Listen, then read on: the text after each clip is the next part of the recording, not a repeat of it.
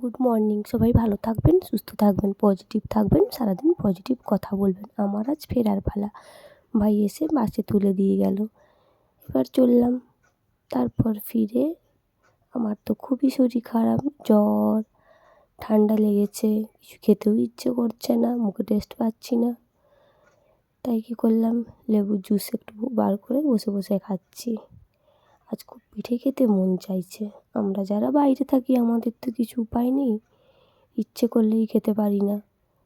তো বাজার থেকে কিছু জিনিস কিনে এনেছিলাম, দেখি করতে পারি কিনা। এই মাটির জিনিস, মাটির সাজ নাকি বলে, এটাতে কীভাবে তৈরি করতে হয় আমি জানি না, তবে ইউটিউবে কোথাও থেকে একটা দেখলাম এটা কীভাবে ব্যবহার করতে হয়। তারপর দেখলাম এটা জল দিয়ে ধুয়ে ভালো করে, তারপর এতে জল দিয়ে গ্যাসে ওর মাঝখানে ওই যেগুলো সাজগুলো আছে ওগুলোতে জল দিয়ে শুকাতে হবে। যত সময় গ্যাসে থেকে জলটা শুকিয়ে গেলে ওটা আর ফাটে না।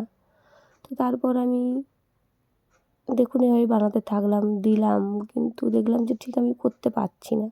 শেষে আমি নিজের বুদ্ধি দিয়ে একটা পদ্ধতি অ্যাপ্লাই করলাম।